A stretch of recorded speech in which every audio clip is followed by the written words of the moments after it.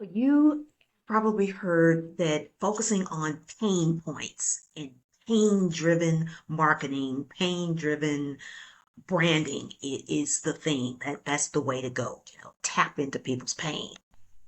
I'm not saying it does not work. I have utilized this strategy as well, and it can be effective to tap into pain points. However, I love a good however.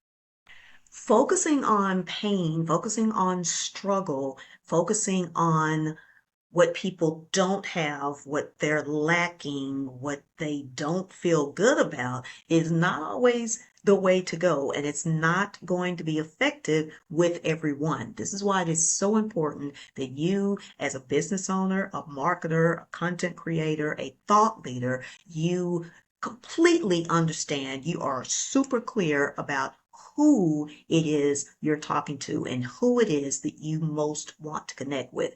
Who is your ideal client, your ideal reader, your ideal audience? You need to know who exactly that is because in some cases, that is not someone who is broken.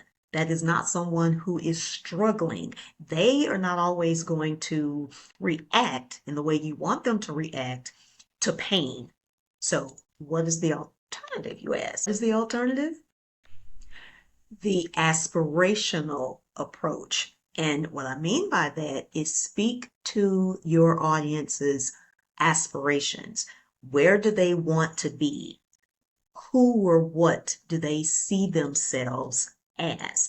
Even if that's not who they are currently, but think about who do they want to be? Where do they want to be? Speak to that. Speak to the joy in them, to uh, speak to the next level, and it could even be the next two levels or the next three levels where they want to be.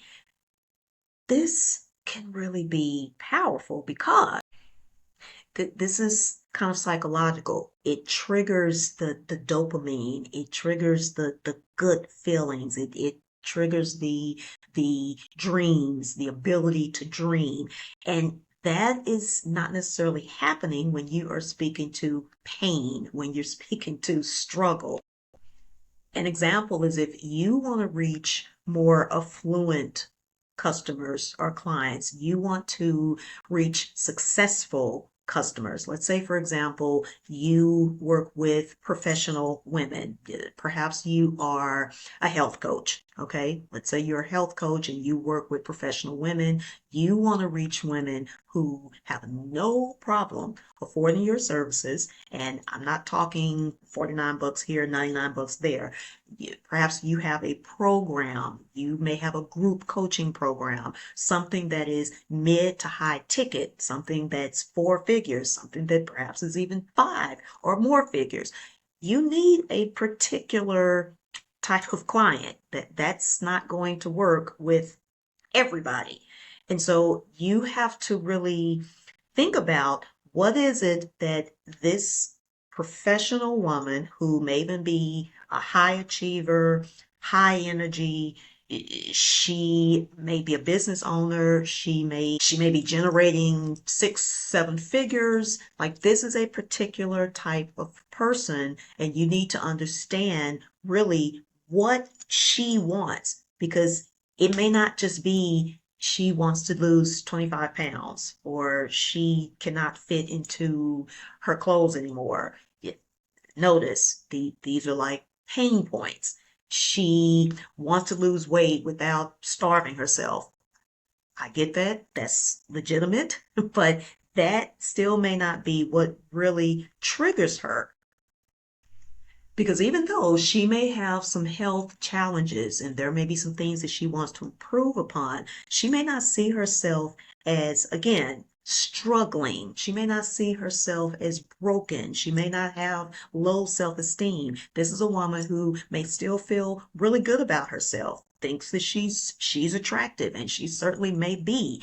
She is in a different headspace. And so you may need to speak to her in terms of you want to be even more amazing.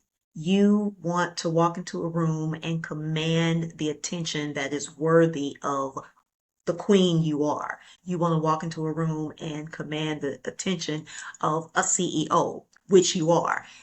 See how that is that's different messaging, that's speaking to a different mindset, essentially. So this is something that you have to, or you really need to do, no matter what your particular industry is, your role, what your product or service is.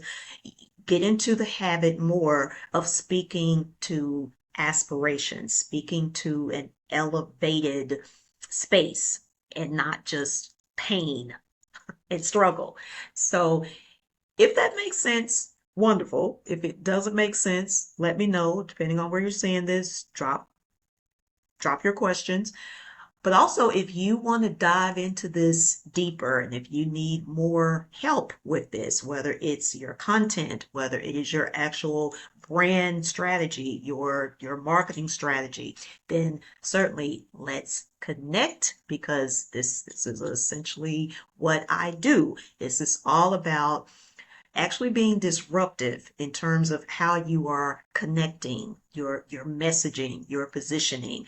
And what really makes the difference is when you have the intersection of brand, customer experience, AI, and a little psychology. When you can put all that together, ah, it's a wonderful thing. Wonderful thing. All right. So I know I'm being a little dramatic. I can be a little dramatic, but I really do believe in what I'm saying. And I have the results to prove it. So if you want to find out more about that, again, let's connect, depending on where you're seeing this. Follow, subscribe, DM. Let's go further. All right. Until next time. I'm Rachel Thibodeau. Take care and take some action.